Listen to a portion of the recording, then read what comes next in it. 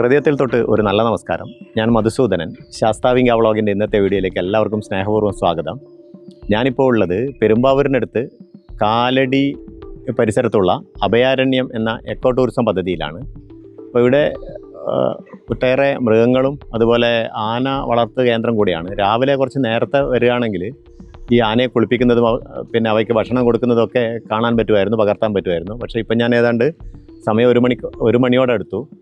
അപ്പോൾ അതുകൊണ്ട് എന്നാലും ആനയെ കാണാൻ പറ്റും എന്നുള്ളതാണ് പ്രതീക്ഷ. ഇവിടെയുള്ള മറ്റ് കാഴ്ചകളിലേക്ക് നമുക്ക് പോകാം. ഒരു അസാധ്യ ലുക്കുള്ള ഒരു മുളങ്കൂട്ടം. ആനയുടെ ചൂര് വരാൻ തുടങ്ങി കേട്ടോ. അപ്പോൾ ആനത്താവളം അതിൻ്റെ പരിസരത്താണെന്നാണ് തോന്നുന്നത്. എൻ്റെ അമ്മ, ഇതെന്ത് സംഭവമാണിത്? മുളങ്കൂട്ടം ഇതിൻ്റെ ഉള്ളിലെത്തുമ്പോൾ കണ്ടോ, ഗുഹേൻ്റെ ഉള്ളിലെത്തിയ മാതിരിയായി. വെളിച്ചവും തീരെയില്ല. ഒരു 40 വർഷം ഇതൊന്ന് പൂക്കാൻ എന്നാണ് പറയുന്നത്. പൂത്ത് കഴിഞ്ഞാൽ അത് പിന്നെ അതോടെ അതിൻ്റെ ആയുസ് അവസാനിക്കുന്ന പറയുക. 40 വർഷത്തിലൊരിക്കൽ പൂക്കും. പൂത്ത് കഴിഞ്ഞാൽ ആ മുള ഉണങ്ങിപ്പോകും.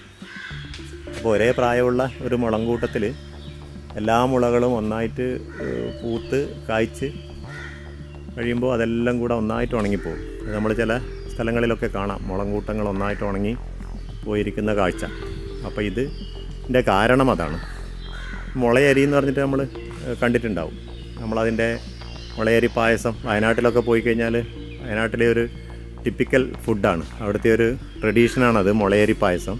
നമ്മളൊരു അങ്ങോട്ട് നോക്കിയ ഒരു കാഴ്ച കാണാം. ഈ മാനുകൾ ഞാൻ നേരത്തെ കാണിച്ചതാണ്. ഈ മാനിൻ്റെ ഒന്നുകൂടി കാണിക്കാൻ കാരണം എന്ന് പറഞ്ഞാൽ എല്ലാ മാനുകളും എഴുന്നേറ്റ് നിന്നിട്ട് ഒരേ ഭാഗത്തേക്ക് തന്നെ ചെവി കൂർപ്പിച്ചുകൊണ്ട് ശ്രദ്ധിച്ച് നിൽക്കുന്ന ഒരു കാഴ്ച. ഇതെന്താണെന്നറിയില്ല, ആ ഭാഗത്ത് എന്തോ ഒച്ചപ്പാട് കേൾക്കുന്നുണ്ട്, അതുകൊണ്ടായിരിക്കും ഇങ്ങനെയൊരു ശ്രദ്ധ. ഇവരുടെ പ്രധാന സംവേദന അവയവം എന്ന് പറയുന്നത് ചെവിയാണ്. ശബ്ദത്തിലൂടെ കാര്യങ്ങളെ തിരിച്ചറിയുക, അതാണ് ഇത്തരം മൃഗങ്ങളുടെ ഒരു പ്രത്യേകത.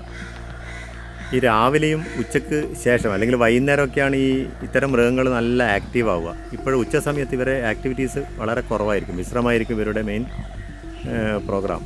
അല്ലെങ്കിൽ സഫാരിക്കൊക്കെ പോകില്ലേ, മൃഗ സഫാരി. അങ്ങനെ പോകുമ്പോൾ ഏറ്റവും രാവിലെയൊക്കെ പോകുന്ന ആൾക്കാണ് കൂടുതൽ മൃഗങ്ങളെ സൈറ്റിങ് കിട്ടുക. അതുപോലെ വൈകുന്നേരം സന്ധ്യയോടെ അടുക്കുന്ന അല്ലെങ്കിൽ ഒരു 5 മണിക്ക് ശേഷമൊക്കെയാണ് പിന്നെ അവർക്ക് സൈറ്റിങ് ഉണ്ടാവുക. ഇപ്പോൾ ആനയുടെ ചൂര് പോയി. ഈ കാറ്റിൻ്റെ ദിശ മാറുന്നതിനനുസരിച്ചിട്ട് ബന്ധങ്ങൾ മാറിപ്പോകും. ഇവിടുത്തെ മരത്തിനൊക്കെ അസാധ്യ ഹൈറ്റാണ് കേട്ടോ. മുകളിലോട്ട് നോക്കാൻ കഴിയുന്നില്ല, അത്ര ഹൈറ്റിലാണ് അങ്ങനെ നീണ്ട് പോകുന്നത്. ആകാശം തുളച്ചുകൊണ്ട് മുകളിലേക്ക് ഇങ്ങനെ പോകുന്നുണ്ട്. എലഫൻ്റ് ക്യാമ്പ് ഇവിടുന്ന് വലത്തോട്ട് നോ എൻട്രി. പീലാണ്ടി ഉൾപ്പെടെയുള്ള ഗജകേസരികൾ അവിടെ ഉണ്ടെന്നാണ് അറിയാൻ കഴിഞ്ഞത്. ഏതായാലും ഇവരെയൊക്കെ ഒന്ന് കാണാം, പോയോക്കാം. ഇതൊക്കെ പഴകിയ ആനപ്പിണ്ടം കാണാം, പണ്ടെന്നോ ഇട്ടിട്ട് പോയതാണ്. അപ്പോൾ പോകുന്ന വഴിക്ക് ഉപേക്ഷിച്ച് പോയതായിരിക്കും. ആനപ്പിണ്ടം കൊണ്ട് ചന്ദനത്തിരി ഉണ്ടാക്കുന്ന ഒരു കമ്പനി ജയസൂര്യ തുടങ്ങിയ ഒരു പടം നമ്മൾ കണ്ടിട്ടില്ലേ, അതാ പെട്ടെന്ന് ഓർമ്മ വരുന്നത് മനസ്സിൽ.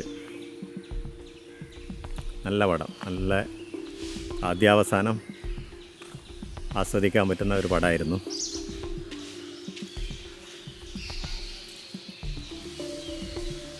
അഭയാരണ്യത്തിലെ അന്തേവാസികളുടെ പേര് ഇവിടെ കൊടുത്തിട്ടുണ്ട്. സുനിത 52 വയസ്സ്, ആശ 20 വയസ്സ്, പാർവതി 18 വയസ്സ്, അഞ്ജന 19, ഹരിപ്രസാദ് 50, ചന്ദ്രു 46, അഭിമന്യു 50. ഇത്രയും ആളുകളാണ് ഇവിടുത്തെ അന്തേവാസികൾ. എൻ്റെ കൂടിൻ്റെ മുമ്പിൽ പാർവതി എന്നാണ് കാണുന്നത്, പക്ഷേ ഇത് പാർവതി ഒന്നല്ലെന്ന് എനിക്ക് തോന്നുന്നു. ലക്ഷണം വെച്ചിട്ട് ഇതൊരു കൊമ്പനാനയാണ്.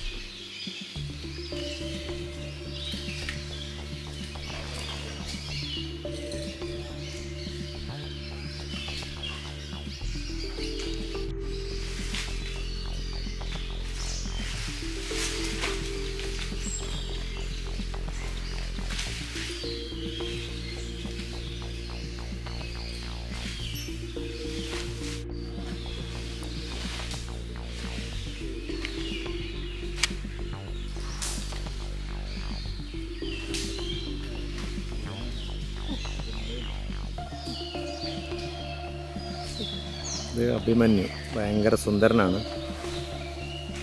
അപൂർവ ജനസിൽപ്പെട്ട മാതിരി തോന്നുന്നുണ്ട്. കാഴ്ചക്ക് തന്നെ മതപ്പാടാണോ എന്നറിയില്ല. രണ്ട് ഭാഗത്തും ചങ്ങലൊക്കെ ഇട്ട് കെട്ടിയിട്ടുണ്ട്. പക്ഷെ പറഞ്ഞാൽ അത്രയും സൂപ്പറാണ്, ഗംഭീരം. ശരിക്കുള്ള ആനച്ചന്തം എന്താണോ അത് തന്നെയാണ് ഈ അഭിമന്യു. വിരിഞ്ഞ നെറ്റി, അതുപോലെ ഇപ്പോൾ ഉണ്ടോ, ഞാനത് പറയുന്നത് കേട്ടിട്ടാണെന്ന് തോന്നുന്നുണ്ട്, സൈലൻ്റായി നിന്നിട്ടുണ്ട്. ഇത്രയും സമയം ഇങ്ങനെ തലയാട്ടി നിൽക്കുകയായിരുന്നു, ഒന്ന് സൈലൻ്റായിട്ട് നിന്നിട്ടുണ്ട്. ഇഷ്ടപ്പെട്ടിട്ടില്ലാന്ന് തോന്നുന്നുണ്ട്. നല്ല ശ്രദ്ധയാണ്. ഓക്കെ, ഇപ്പോൾ ചെവി അനക്കി. ഗജകേസരി തന്നെ കണ്ടാൽ അസാധ്യ ലുക്ക്. ഇത് സുനിത, 52 വയസ്സുണ്ട്. അപ്പോൾ ആന മുത്തശ്ശി എന്ന് വിളിക്കേണ്ടി വരും. എല്ലാവരും എൻ്റെ വർത്തമാനം കേട്ടു. ഇതെന്താണ് ഇവന് വട്ടായോ എന്ന് വിചാരിക്കുന്നുണ്ടോ? തനിയെ വർത്തമാനം പറയുന്നു. അതാണെന്ന് തോന്നുന്നുണ്ട്. എന്നെ തന്നെ ഒന്ന് ശ്രദ്ധിക്കുന്നുണ്ട് സൈലൻ്റായിട്ട് ഞാൻ വർത്തമാനം പറയുമ്പോൾ. അത് അഭിമന്യു അങ്ങനെയായിരുന്നു. ഇപ്പോൾ ആശയും അതുപോലെ തന്നെ കണ്ടോ, സൈലൻ്റായിട്ട് നിന്ന് ഇത് ശ്രദ്ധിക്കുന്നുണ്ട് പറയുന്നത്. ഇങ്ങോട്ടേക്കൊരു ബോർഡ് വെച്ചിട്ട് കണ്ടിട്ടുണ്ട്, പീലാണ്ടി ചന്ദ്രു. പീലാണ്ടി എന്നുള്ള പേര് കേൾക്കുമ്പോൾ തന്നെ ഒരു ഗുണ്ടേൻ്റെ ഒരു പേര് മാതിരി തോന്നുന്നു. എനിക്കൊന്ന് വയനാട് തന്നെ കിടുകിട വിറപ്പിച്ച ഗുണ്ടയായിരുന്നു എന്ന് തോന്നുന്നുണ്ട് ഈ പീലാണ്ടി. അപ്പോൾ അവനെ ഇവിടെ പിടിച്ചുകൊണ്ടെന്ന് വയനാട് തന്നെ ആയിരിക്കും. പീലാണ്ടി വയനാട് നിന്ന് കൊണ്ടെന്നാണ് എനിക്ക് തോന്നുന്നത്. അപ്പോൾ ഈ വഴിക്കൊന്നും ആരെയും കാണാനില്ല. പക്ഷേ ഈ സ്റ്റാർട്ടിങ്ങിൽ പാർക്കിങ്ങിൽ ഒരുപാട് വണ്ടികൾ കണ്ടിരുന്നു. ഈ ആളുകളൊക്കെ എവിടെ പോയി എന്നാണ് എനിക്ക് മനസ്സിലാകാത്തത്. ഇതിൻ്റെ വേറെ ഏതെങ്കിലും ഭാഗത്തേക്ക് ഇനിയും കാണാനുണ്ടോയെന്നറിയില്ല. അപ്പോൾ ഇവിടെ ഇപ്പോൾ എന്തെങ്കിലും ക്ലാസ്സോ അങ്ങനെ എന്തെങ്കിലും ഉണ്ടോയെന്ന് അറിയില്ല. ചിലപ്പോൾ ഈ വനം വകുപ്പിൻ്റെ ഒന്നും ക്ലാസ്സെല്ലാം ഉണ്ടാവില്ലേ, ക്യാമ്പുകളൊക്കെ ഉണ്ടാവില്ലേ, അങ്ങനെയൊക്കെ വരാം. ഒരു മനുഷ്യനെയും കാണുന്നില്ല. ഞാൻ വന്ന വഴിക്കിപ്പോൾ ഒരു 3-4 ആളെ മാത്രമേ കണ്ടിട്ടുള്ളൂ. ഇതിവരെ കുളിപ്പിക്കാൻ കൊണ്ടുവന്ന വഴിയാണോ എന്നറിയില്ല. വഴി ഇങ്ങനെ നീണ്ട് കിടക്കുന്ന കാണുന്നുണ്ട്. അപ്പോൾ കുറച്ച് ദൂരം ഏതായാലും നടന്നിട്ട് വരാം. അതൊരു എക്സസൈസും കൂടി ആവുമല്ലോ. യാത്രകൾ പലപ്പോഴും നമ്മുടെ മാനസികവും ശാരീരികവുമായ ആരോഗ്യം സംരക്ഷിക്കുന്നതിൽ ഒട്ടേറെ പങ്ക് വഹിക്കുന്നുണ്ട്. കാരണം ഈ സമയത്ത് നമ്മൾ പൊതുവെ യാത്രയിൽ ഒരുപാട് ദൂരം നമ്മൾ നടക്കും, അതൊരു കാര്യം. പിന്നെ നമ്മൾ മനസ്സുകൊണ്ട് നല്ല ഫ്രഷായിരിക്കും. അതിൻ്റെ മറ്റൊരു ഘടകം എന്ന് പറയുന്നത്, നമ്മളിപ്പോൾ ഇതുപോലെയുള്ള പ്രകൃതി പിന്നെ കാടുകളിലും അതുപോലെയുള്ള സ്ഥലത്തെല്ലാം എത്തിപ്പെട്ട് കഴിഞ്ഞാൽ നല്ല ശുദ്ധമായ വായുവായിരിക്കും നമുക്ക് കിട്ടുന്നത്. മാലിന്യമില്ലാത്ത, പൊല്യൂഷൻ ഒട്ടും ഏശാത്ത നല്ല ശുദ്ധമായ വായു നമുക്ക് ലഭിക്കും. അത് നമ്മുടെ ആരോഗ്യ പരിപാലനത്തിൽ വളരെ സഹായിക്കുന്നുണ്ട്. അങ്ങ് നീണ്ട് കിടക്കുകയാണ് അങ്ങനെ വഴി. ഇതൊരു താറൊന്നും ചെയ്തിട്ടില്ല, റഫായിട്ടുള്ള വഴിയാണ്. പീലാണ്ടി ചന്ദ്രുവിനെ നാളത്തെ വീഡിയോയിൽ കാണാം. ഇന്നത്തെ വീഡിയോ ഇഷ്ടമായെങ്കിൽ സബ്സ്ക്രൈബ് ചെയ്യുക, ഷെയർ ചെയ്യുക, ലൈക്ക് ചെയ്യുക, കമൻറ്റ് ചെയ്യുക. മറ്റൊരു വീഡിയോയുമായി വീണ്ടും കാണും വരയ്ക്കും ഗുഡ് ബൈ.